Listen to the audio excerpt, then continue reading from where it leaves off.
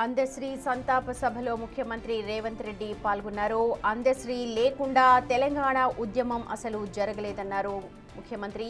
ఆయన పాట లేకుండా తెలంగాణ సాకారం కాలేదని చెప్పి ప్రస్తుతించారు. రాష్ట్రంలో సీమాంధ్రకు సంబంధించిన సమైక్యవాదులు ఈ తెలంగాణ మీద ఆధిపత్యం చెలాయిస్తున్నప్పుడు ఓ గద్దరన్న, ఓ గూడ అంజన్న,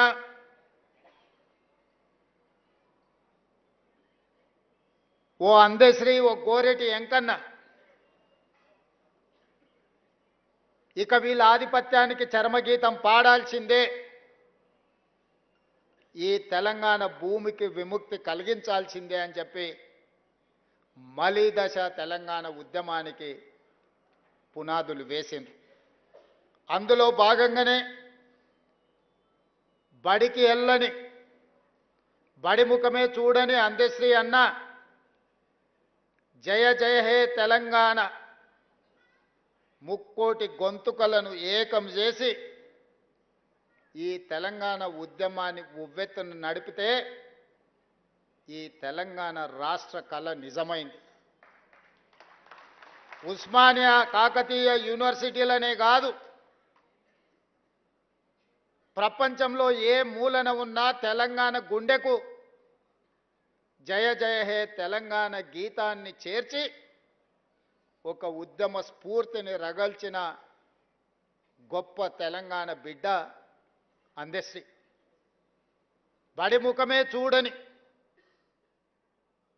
సహజ కవి అందశ్రీ ప్రతి బడిలో ఈనాడు జయ జయ హే తెలంగాణ పాడుకునేంత గొప్ప ప్రభావాన్ని ఈ తెలంగాణ సమాజానికి అందించిండు.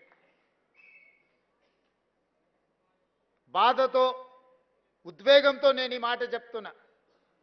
వచ్చిన తెలంగాణ రాష్ట్రంలో స్ఫూర్తిని నింపి తెలంగాణ రాష్ట్రాన్ని సాధించిన జయ జయ తెలంగాణకు అధికారిక హోదా లభిస్తుంది అని ఈ వేదిక మీద ఉన్నోళ్లే కాదు, 4 కోట్ల తెలంగాణ ప్రజలు ఆకాంక్షించారు. జరిగిన ఉద్యమంలో అత్యంత కీలక పాత్ర. ఏ వేదిక కట్టినా, ఏ ధూమ్ధాము పాడినా అందశ్రీ పాట లేకుండా, అందశ్రీ లేకుండా తెలంగాణ ఉద్యమం జరగలేదు. ఏ వేదిక మీదైనా, ఏ పెదాల మీదైనా జయ జయ తెలంగాణ నానకుంటా తెలంగాణ ఉద్యమం, తెలంగాణ రాష్ట్ర సాధన సాకారం కాలేదు.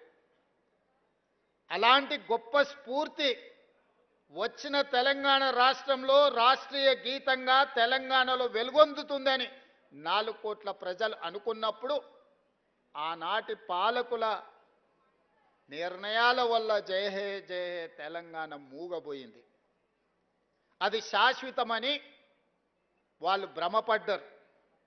ఎందుకంటే ఈ గీతం తెలంగాణ గుండెల్లో ప్రతిధ్వనించినంత కాలం తెలంగాణ ఉద్యమం ఎవరు చేసిండ్రా అంటే ఓ గద్దరన్న చేసిండు, ఓ అందశ్రీ చేసిండు, ఓ గోరెట వెంకన్న చేసిండనే, ఓ జయరాజ్ చేసిండనే చర్చ వస్తుంది. కాబట్టి ఈ స్ఫూర్తి నింపిన కవుల యొక్క కవితా గానాలను ఈ తెలంగాణలో వినిపించకుండా చెయ్యాలని ఆనాటి పాలకులు కుట్ర చేసిండ్రు.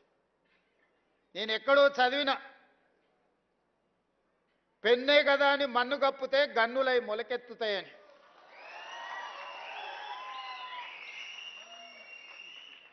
కవి రాసే పెన్నుల మీద మన్ను కప్పితే అవి గన్నులై మొలకెత్తుతాయి, మీ గడీలను కుప్ప కూలుస్తాయన్న నినాదాన్ని, నిజాన్ని చేసిండు అందశ్రీ. 10 సంవత్సరాలు మూగబోయి ఉండొచ్చు మీ ఉద్దేశంలో, కానీ తెలంగాణ ప్రజల గుండెల్లో నిత్యం గానమై జయ జయ హే తెలంగాణ జనాలు పాడుకున్నారు. నేను చేసింది ఏమీ లేదు, తెలంగాణ ప్రజలు పాడుకున్నది. 4 కోట్ల తెలంగాణ ప్రజలు కోరుకున్న జయ జయ హే తెలంగాణను రాష్ట్రీయ గీతంగా ప్రకటించడమే కాకుండా ఈనాడు చదువుకునే ప్రతి బడిలో పాడాలి, చదువులు చెప్పే ప్రతి పుస్తకంలో రాయాలి అని ఈ ప్రభుత్వం ప్రజాప్రభుత్వం కాబట్టి నిర్ణయం తీసుకొని ఈనాడు పాఠ్య పుస్తకాలలో మొదటి అంశంగా జయ జయ హే తెలంగాణను చేర్చడం జరిగింది.